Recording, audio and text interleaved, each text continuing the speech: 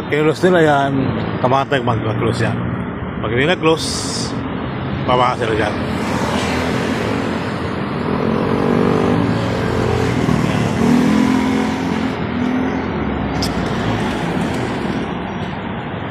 Ecom 6, ginagawa na rin po yan mga kabayan, Ecom 6 building. So shout out po sa inyo ng bonggang-bongga.